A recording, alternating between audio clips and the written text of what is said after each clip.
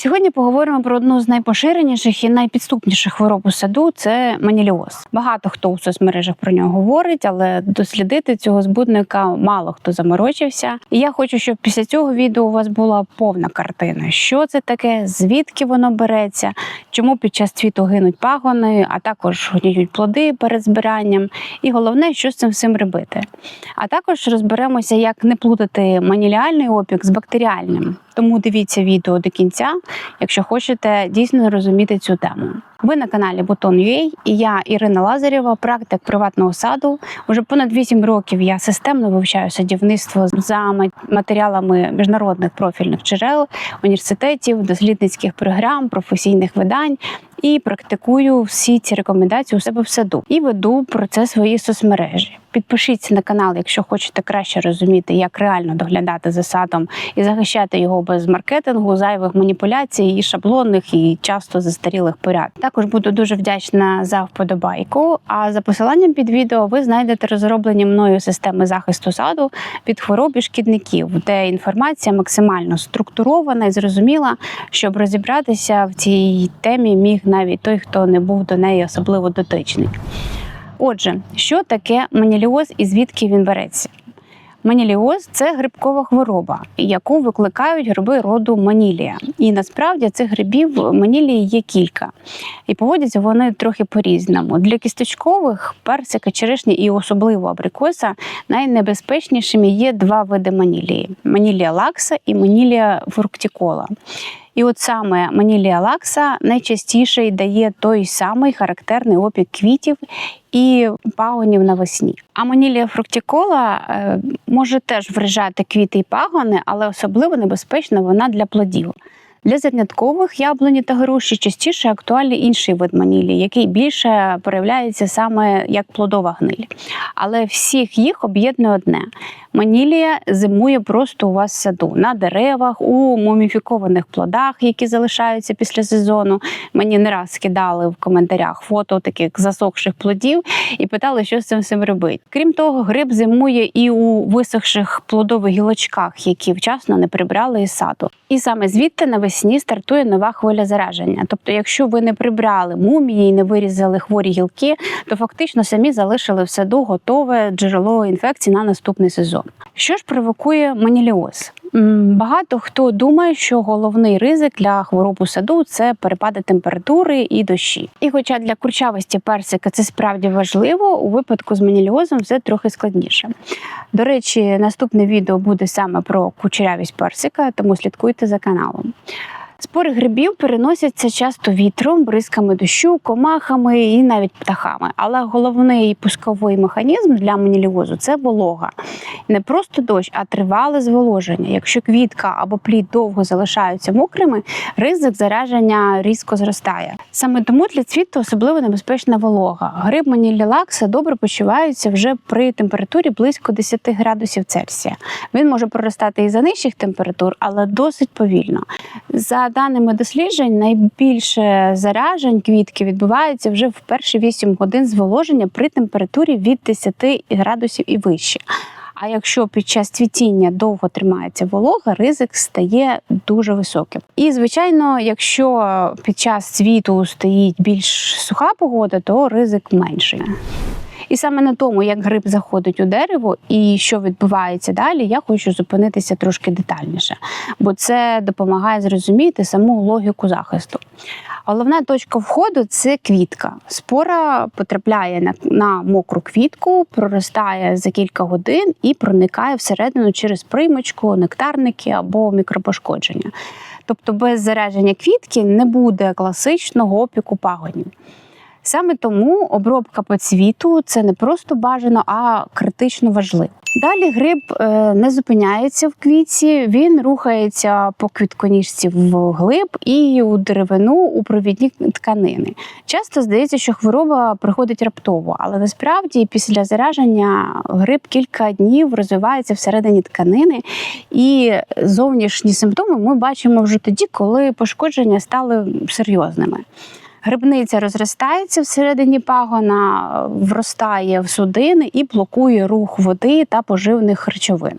Тобто частина пагону фактично відрізається від живлення і гине. Камінь, яку часто можна побачити на уражених гілках, це вже реакція самого дерева, спроба запечатати, скажімо, інфекцію. Інколи гине не лише пагін, а й ціла гілка. Це відбувається тоді, коли гриб заходить досить глибоко у багаторічну деревину. Якщо ураження фактично перехоплює гілку по колу, вона відрізається від живлення і всихає повністю. Після того, як гриб зайшов в деревину, лікування часто малоефективне. Саме тому обробка поцвіту є ключовою, щоб захистити рослину до зараження системними препаратами, які мають пролонговану дію і захищають впродовж всього цвітіння. У моїх системах захисту чітко показано, які фази розвитку і які саме обробки варто робити проти основних хвороб плодових дерев, щоб не наздоганяти проблему потім. По плодах картина вже трохи інша. Тут для активнішого розвитку гриба потрібна вже температура від 15 градусів, тобто маніліальна гниль плодів частіше розвивається в теплу і вологу погоду. І будь-яке пошкодження плоду різко полегшує зараження, якщо є тріщина, рана після граду чи прокол комахою, гриб заходить значно швидше. Одна з найпідступніших речей у маніліозі плодів – це те, що зараження може відбуватися непомітно. Гриб може заразити плід ще на ранніх стадіях, але зовні ви не побачите. Сад виглядає чистим, а потім уже на дозріванні або при збиранні починається масова гниль. За даними досліджень, таке латентне зараження може починатися ще на стадії затвердіння самої кісточки. Тобто все це може відбуватися у звичайну літню погоду, без жодних очевидних ознак. І чим довше в цей період тримається волога, тим вищий ризик. Тому чистий сад у червні-липні – це ще не гарантія, що все насправді добре. Обробка перед достиганням плодів теж досить важлива, але з обов'язковим дотриманням терміну очікування. Термін очікування – це мінімальний проміжок часу від останньої обробки до збору врожаю. Він зазначений у інструкції до препарату, і така обробка допомагає зупинити процес зараження плодів ще до того, як він проявиться. Тепер про те, що реально ефективно працює проти маніліозу. І тут немає жодного чарівного препарату, який вирішить все, як часто можна побачити у різних експертів. Ефективний захист – це завжди комплекс. Перше і найважливіше – це санітарія. Це пряме зменшення інфекційного запасу в саду. Треба прибирати всі мумії, вирізати всі висохші гілки. Якщо ви це все залишаєте в саду, то ви залишаєте готове джерело зараження на наступний сезон. І жоден фунгіцид не покриє це повністю. Друге – це провітрювана крона. Чим швидше після дощу або роси висихає квітка і плоди, тим нижчий ризик зараження. Тобто обрізка і формування крони – це теж захист від хвороб. Третє – не пропускати ключові обробки і правильні фази по цвіту і перед достиганням плодів. І четверте – це ротація препаратів за механізмом дії. І от про препарати і їх чергування зараз теж трохи поговоримо. Але давайте ще розберемо, що таке обробка по цвіту. Це не означає, що обробляти потрібно саме тоді, коли вже розкрилися всі квітки. Найкраще починати хімічний захист на етапі початку цвітіння, коли ще тільки починають розпускатися перші квіточки. Для цього краще застосовувати системні препарати, системні фунгіциди, які мають більш пролонговану дію і захищають зсередини. І саме тому системні препарати дозволяють робити обробки заздалегідь, що особливо важливо для цвітіння, щоб зменшити вплив обробок на корисних комах, бо захист саду не повинен бути за рахунок його корисних жителів і відвідувачів. Також досить доцільно робити обробки і наприкінці цвіту, коли пелюстки вже опадають і запилювачі вже зробили свою роботу. Такий таймінг є найменш небезпечним, зокрема для бджіл, бо ми уникаємо обробки під час активного цвітіння, хоча системні фунгіциди самі по собі без додавання інсектицидів і прилипачів не завдають сильної шкоди комахам, все одно варто дотримуватись правил обробки з урахуванням льоту, обробляти вранці або ввечері, коли бджоли та інші запилювачі не активні. На жаль, і цього року вже є факти масової загибелі бджіл через обробки, тому обов'язково дотримуйтесь правил. І багато препаратів позиціонуються як ефективні проти маніліозу, бо більшість фунгіцидів може впливати на широкий спектр грибів. Але по дослідженнях і таблицях ефективності для кісточкових і зерняткових найсильніші результати часто показують кілька груп системних і трансламінарних фунгіцидів. Трансламінарні фунгіциди – це локально системні фунгіциди. Одні з таких – це анілінопіримідини, які досить гарно працюють по цвіту. Як приклад можу навести діючу речовину ципроденіл, який є у складі вже досить популярного препарату Хорус, а також у складі препарату Свіч, як комбінація ципроденілу і флудіоксанілу. Наступна група ефективних препаратів проти маніліозу – це тріазоли. І тут теж можу назвати приклад досить популярного препарату Скор, діюча речовина якого дифеноконазол. Ця діюча речовина досить часто зустрічається і у інших препаратах. Також зараз серед тріазолів з'явився новий препарат Ревіона. Теж повинен бути досить дієвий проти маніліозу. Також у таблицях ефективності по маніліальному опіку квітки сильним показані комбінації на основі дифеноконазолу і ципроденілу, тобто Хорус плюс Скор в одній баковій суміші. Ну і ще одна більш новітня група комбінації діючих речовин SDHI плюс стробілурини. Тут теж можна навести досить відомий препарат Сігнум або Беліс, який є майже повним аналогом Сігнума.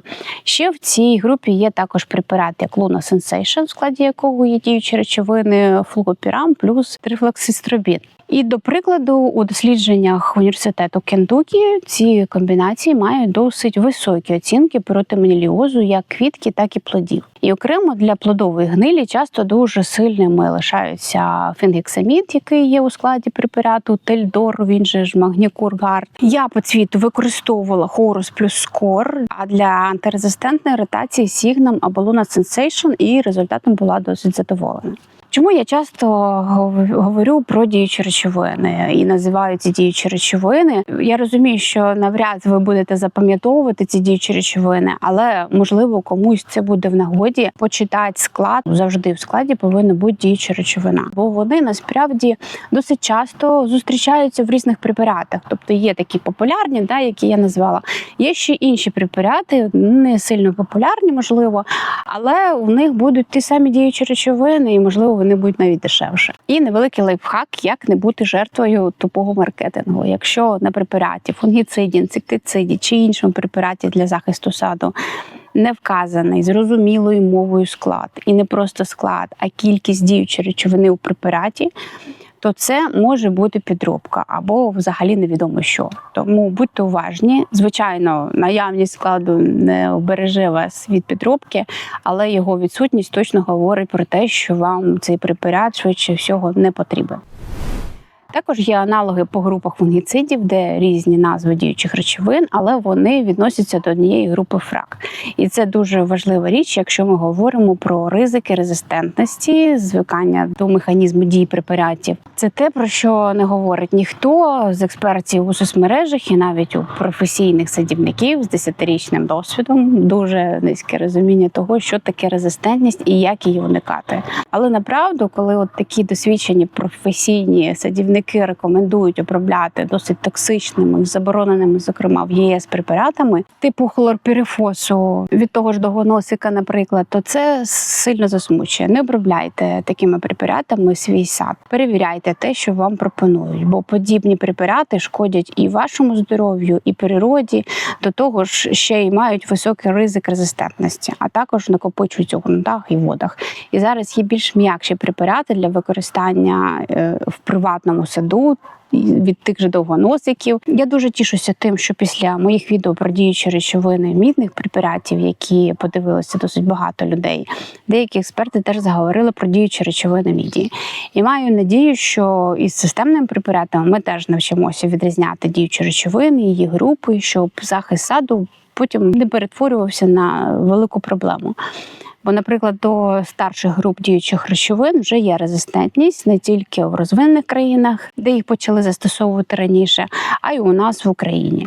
До прикладу, є діюча речовина тіофенатметил у такому всім відомому препараті, як Топсін-М, а також ця діюча речовина і в інших препаратах. І от до цієї діючої речовини резистентність у збудників вже реально існує. Тому цю діючу речовину потрібно застосовувати досить обережно і бажано не більше 1-2 разів за сезон, а краще не більше 1 і з обов'язковою ротацією інших діючих речовин. Розробляючи свої системи захисту саду по хворобах і шкідниках, я зробила все, щоб було зрозуміло, як робити ротацію діючих речовин при плануванні обробок, щоб уникати резистентності. І ще у мене є ідея зробити серію оглядів препаратів захисту, які є на ринку України, без маркетингового шуму, по групах, по діючих речовинах, ефективності, по аналогах, і тому подібне. Якщо вам цікаві такі відео, напишіть, будь ласка, в коментарях, бо це огляд не на техніку, і я не розумію, чи це взагалі буде комусь цікаво. Тепер давайте розберемо, як не плутати маніліальний опік з бактеріальним, бо ці дві хвороби трохи схожі за симптомами. Так само в'яне пагін і так само зараження йде через квітку. По-перше, треба розуміти, що маніліоз квітки більше притаманний саме кісточковим деревам. І на зерняткових це можна спостерігати досить рідко. А бактеріальний опік більше притаманний саме зернятковим деревам і, наприклад, фундуку. Бо були питання, як рятувати фундук від маніліозу, але якщо ви спостерігаєте на фундуках схожі симптоми, варто перевірити, чи це дійсно він. Бо фундукам маніліоз не притаманний, але, на жаль, за дуже сприятливих умов теж можливий. Дивитися потрібно на декілька ознак. Перше – це колір і текстура тканини. Маніліальний опік дає буру і суху тканину. Вона виглядає як засохша, а бактеріальний опік дає потемніння тканини і вона виглядає більш такою мокрою, водянистою. Друге – виділення на гілках. При манілії часто з'являється камідь, ми вже говорили про це. Це реакція дерева на пошкодження. При бактеріозі виділяється слиз або краплі. І третє – характер і швидкість поширення. При манілії засихання йде від квітки вниз по пагону відносно поступово. При бактерії поширення може бути хаотичним і значно швидшим. І найважливіше, що треба розуміти, маніліоз – це грип. Його лікують звичайними фунгіцидами. Бактеріоз – це бактерії. Класичні системники тут можуть не сильно допомогти. Це принципово різні захворювання і принципово різна логіка захисту. При бактерії працює санітарія, контактні, зокрема, мідні препарати, правильні фази. Для хімічного контролю бактеріозів більше допоможе антибіотик ферментаційного походження, такий, як, наприклад, є у складі препарату казумін. Але тільки якщо у вас дійсно є загроза цих хвороб у саду. Давайте коротко підсумуємо все, про що ми тут говорили. Маніліоз починається з того, що залишилося у вашому саду після минулого сезону. Тому прибираємо всі мумії і висохші пошкоджені гілки, щоб не залишати в саду стартовий запас інфекцій на наступний рік. Головне – це волога, саме тому так важливо вчасно до дощу захистити квіти під час цвітіння. І головне – контроль маніліозу – це не один сильний препарат. Це санітарія, провітрювана крона, влучання у правильні фази обробки по цвіту і перед достиганням, а також ротація фунгіцидів по групам діючих речовин. Якщо хочете мати систематизовану інформацію, чітку логіку захисту плодового саду від найпоширеніших хвороб і шкідників, готовий план обробок і правильну ротацію діючих речовин, посилання під відео. Якщо є питання, пишіть у коментарях, я все читаю і не забудьте поставити вподобайку.